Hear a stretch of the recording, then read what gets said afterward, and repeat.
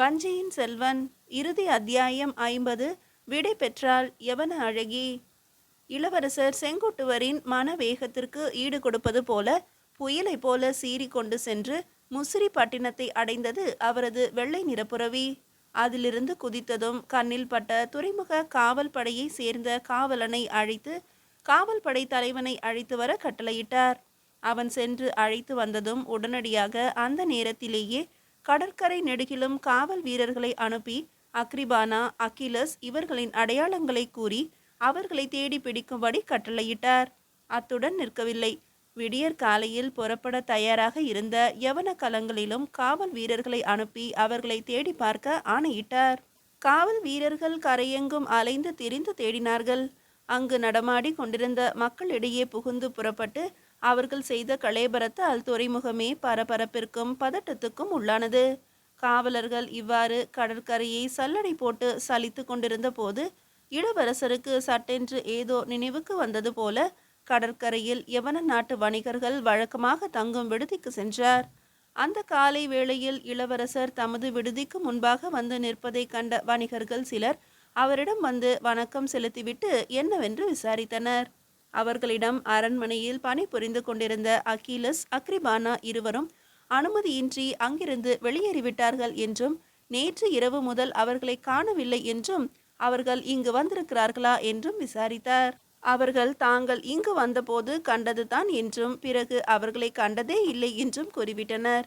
இளவரசர் பிறகு வணிகர்களின் தலைவனையும் களத்தின் தலைவனையும் அழைத்து வர பணித்தார். அவர்கள் விடுதியில் உறங்கிக் கொண்டிருந்தனர். இளவரசர் வந்திருக்கிறார் என்றும் அவர்களை அழைக்கிறார் என்றதும் பதறி அடித்துக்கொண்டு எழுந்து வந்தனர். அவர்களிடம் அகிலஸும் அக்ரிபானாவும் அங்கே வந்தார்களா என்று விசாரித்தார். வரவில்லை என்றும் மறுநாள் மாலைதான் தங்கள் களம் புறப்பட இருப்பதால் இன்றுதான் அவர்கள் வரக்கூடும் என்று எதிர்பார்த்திருப்பதாகவும் கூறினர். இளவரசர் அவர்கள் கூறியதை கேட்டுக்கொண்டாலும் அவருடைய உள்மனம் அதை அப்படியே நம்பாததால் காவலர்களை ஏவி விடுதி முழுவதையும் சுற்றி பார்த்து தேட கட்டளையிட்டார். அது மட்டுமின்றி யவன வணிகர்கள் தங்கி வாழும் குடியிருப்பில் இருந்த வீடுகளிலும் புகுந்து அவர்கள் இருக்கிறார்களா என்று தேட சொன்னார். பிறகு அங்கிருந்து கடற்கரை நெடுகிலும் தாமே சுற்றி களைத்து போய் ஏதாவது செய்தி கிடைத்தால் உடனே தமக்கு தெரிவிக்குமாறு கட்டளையிட்டுவிட்டு துறைமுக பகுதியிலிருந்த சேர அரச மாளிகைக்கு சென்று சோர்வுடன் காத்திருக்கலானார். முதல் நாள் மாலை வேளாவிக்கும் மாளிகை கொட்டடியில் அகிலஸும் அக்ரிபானாவும் உரையாடியதை கேட்ட பிறகு இளவரசர் மீது தான் கொண்டிருக்கும் காதலையும் மீறி எங்கே தமையனுக்கு கட்டுப்பட்டு சென்று விடுவாளோ என்று ஐயம் உண்டாயிற்று மாக்கோதைக்கு. அதனால் அகிலஸ் மீதும் அக்ரிபானா மீதும் ஒரு கண் வைத்திருக்க முடிவு செய்தான். அதனால்தான் வண்ண மாலையையும் அக்ரிபானாவை கண்காணித்து பாதுகாப்பாக வைத்திருக்கும்படி கேட்டுக்கொண்டான். பிறகு தனது குதிரையில் ஏறிக்கொண்டு முசிறிப்பட்டினத்தை அடைந்து வழக்கம் போல துறைமுகம், சுங்கச்சாவடி என்று எல்லா பகுதியையும் இரவு வெகு நேரம் வரை சுற்றி பார்த்துவிட்டு வஞ்சி மாநகர் திரும்பி கொண்டிருந்தான். துறைமுகத்தில் யவன கலன்களும் சோனக நாட்டு கலன்களும் வழக்கத்தை விட சில நாட்களாக அதிகம் காணப்பட்டன. அந்நாட்டு வணிகர்கள் நாடு திரும்பும் காலமானதால் புகார், பொதுகே, கொர்க்கை, மருங்கூர்பட்டினம் முதலான பல இடங்களுக்கும் சென்றிருந்த கலன்கள் திரும்பி வந்து சேர்ந்திருக்கின்றன. ஏற்கனவே சில கலன்கள் புறப்பட்டும் சென்றிருந்தன.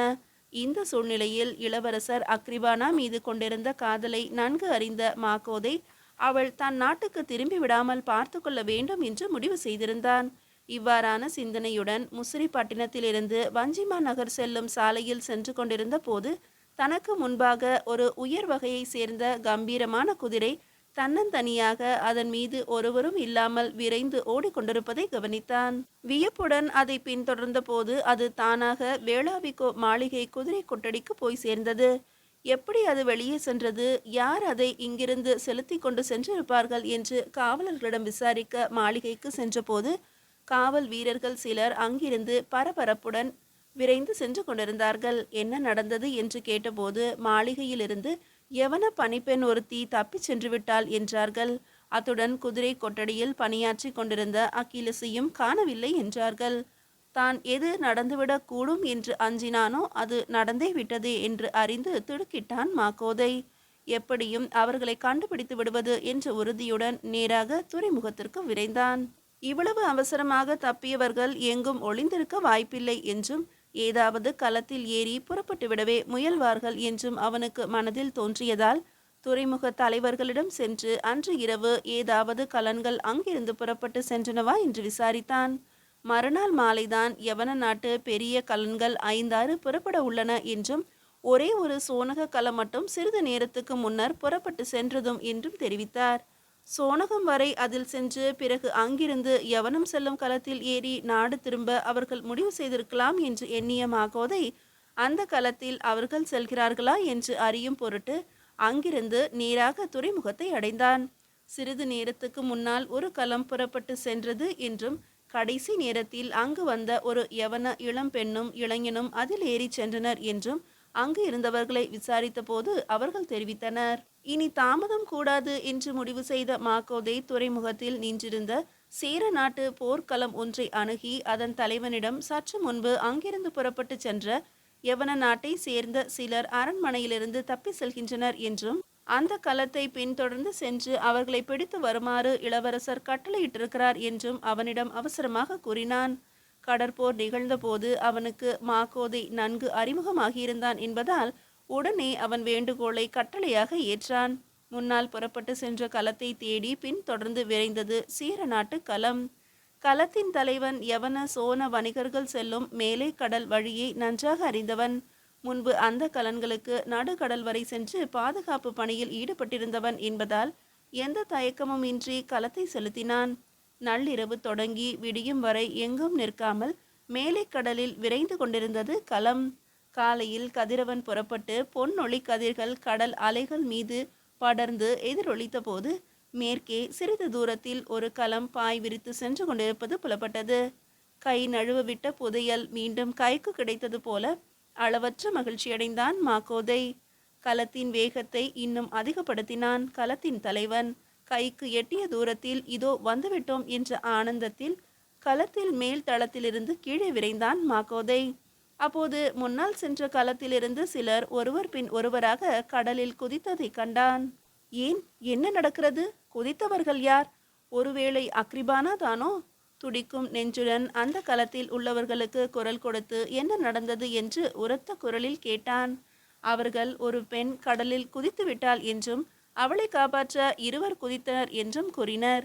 களத்தின் அருகில் நெருங்கியதும் மாகோதை அந்த களத்திற்கு சென்று என்ன நடந்தது என்று விசாரிக்க அதில் பயணம் செய்து கொண்டிருந்தவர்கள் சோனக வணிகர்கள் தங்கள் களம் புறப்படும் தருணத்தில் யவன நாட்டு இளைஞனும் அவன் தங்கையும் வந்தார்கள் என்றும் அந்த பெண் மாகோதையின் சேர நாட்டு களம் வருவதை கண்டதும் மேல் தளத்துக்கு ஓடி கடலில் குதித்து விட்டாள் என்றும் அவளை காப்பாற்ற அவள் தமையனும் மற்றும் ஒருவனும் கடலில் குதித்து விட்டதாகவும் தெரிவித்தனர். அவர்களை காப்பாற்றி களம் சேர்க்க களத்தில் இருந்தவர்கள் முயற்சி செய்து கொண்டிருந்தனர். களத்துடன் நீண்ட கயிற்றினால் பிணைக்கப்பட்ட படகு கடலில் இறக்கிவிடப்பட்டு அதை ஒருவன் செலுத்தி கொண்டு சென்றான். தத்தளித்து கொண்டிருந்த இருவரையும் படகு விரைந்து சென்று நெருங்கியது. படகில் இருந்தவன் அவர்கள் இருவரையும் கை கொடுத்து இழுத்து படகில் ஏற்றிக்கொண்டான். அக்கிலஸின் தோளில் இருந்து படகில் இறக்கப்பட்டவள் அக்ரிபானாதான். மற்றொருவன் அதற்குள் கடல் அலைகளில் நீந்தி வந்து படகில் ஏறிக்கொண்டான். மாகோதையின் கண்களுக்கு அக்ரிபானாவை தவிர வேறு ஒருவரும் கண்ணில் தெரியவில்லை. அருகில் சென்று பார்த்தான். கடல் நீரை நிறைய குடித்து விட்டிருந்ததால் மூச்சு விட திணறிக் கொண்டிருந்தாள் அக்ரிபானா. கண்களில் இருந்தும் மூக்கிலிருந்தும் நீர் வழிந்து கொண்டிருந்தது. அங்கு இருந்தவர்கள் ஒன்று சேர்ந்து போராடி அவள் குடித்திருந்த கடல் நீரையெல்லாம் வாய் வழியே வெளியேற்றினார்கள். இப்போது சற்று மூச்சு விட முடிந்தது. வாய் மட்டும் ஏதோ முனகிக் கொண்டிருந்தது. அருகில் சென்று காது கொடுத்து உற்று கேட்டான். இளவரசே, இளவரசே என்ற ஒற்றை சொல்தான் அது. மாகோதையின் கண்களில் கண்ணீர் துளிர்த்தது. அக்ரிபானா, நீ இப்படி செய்யலாமா? இளவரசரை விட்டுவிட்டு புறப்பட எப்படி துணிந்தாய்? அங்கே அவர் எப்படி தவித்து கொண்டிருக்கிறாரோ தெரியவில்லையே. வாய்விட்டே அரற்றினான் மாகோதை. இளவரசர் என்ற சொல்லை கேட்டதும் மெல்ல கண் விழிக்க முயன்றாள் அக்ரிபானா. மாகோதை இளவரசர் போல அவளுடைய கண்களுக்கு தெரிந்தான் போலும். 2 கைகளையும் ஒன்று சேர்த்து கூப்பினாள். வாய் ஏதோ புலம்பியது. மாகோதை அவள் முகத்தில் படிந்து கிடந்து மூடிய குழல்களை ஒதுக்கிவிட்டு கண்ணீரை துடைத்தான். சில்லிட்டிருந்த கை கால்களை துடைத்து தேய்த்துவிட்டு சூடேற்றினான். பிறகு களத்தை நெருங்கியதும் தனது களத்திற்கு அவளை கொண்டு சென்றான். களம் சீறி கொண்டு கரையை நோக்கி விரைந்தது.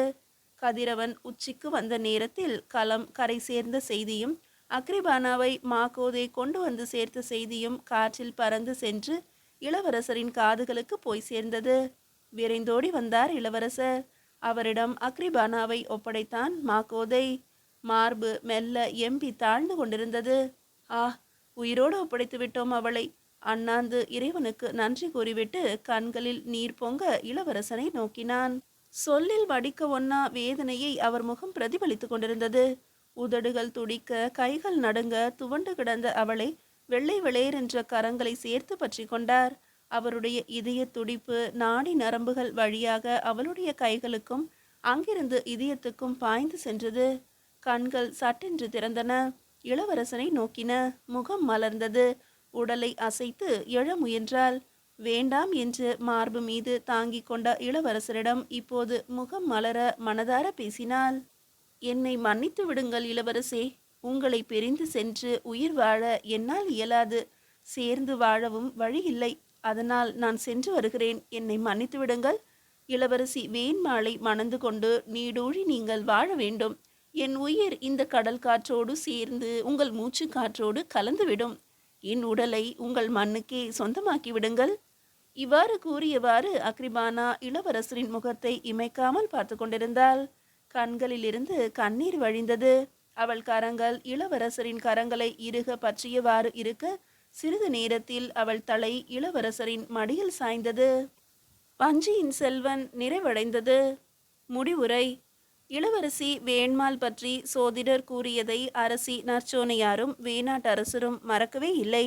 வேணாட்டரசர் வேண்மாளை வேளாவிக்கோ மாளிகையிலிருந்து அழைத்து சென்றதற்கு பின்னர் சிறிது காலம் கழித்து அரசி நற்சோனையாரும் பதுமன் தேவியாரும் வேணாடு சென்று வேணாட்டரசரின் மகிழ்ச்சியான ஒப்புதலோடு இளவரசி வேண்மாளை அழைத்து கொண்டு வந்து இளவரசர் செங்குட்டுவருக்கு மணமுடித்து வைத்து பெரும் மகிழ்ச்சி அடைந்தனர். அவர்கள் செங்குட்டுவரையும் வேண்மாளையும் பற்றி கொண்டிருந்த நம்பிக்கைகள், எதிர்பார்ப்புகள் யாவும் முழுமையாக நிறைவேறின என்று வரலாறு சான்றுரைக்கிறது.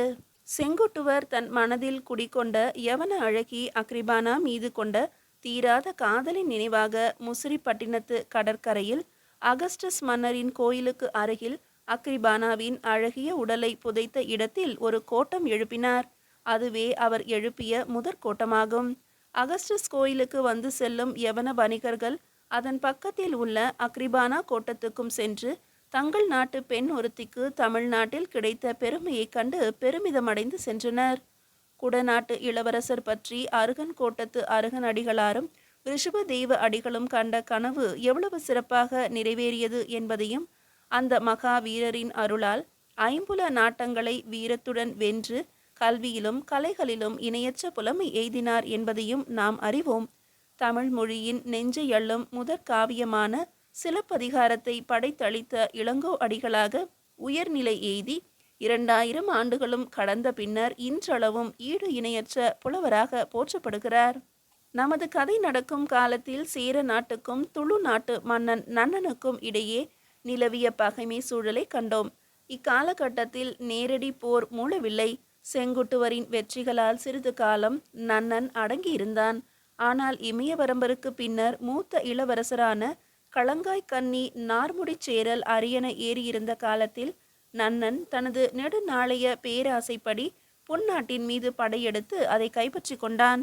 சேர நாடு புன்னாட்டு அரசருக்கு அளித்த வாக்குறுதிக்கு இணங்க அந்நாட்டுக்கு ஆதரவாக ஆயெயினர் தலைமையில் ஒரு பெரும் படையை அனுப்பி வைத்தது. ஆனால் அந்த போரில் நன்னனின் படைத்தலைவன் மிலியால் ஆயெயினரால் கொல்லப்பட்டார்.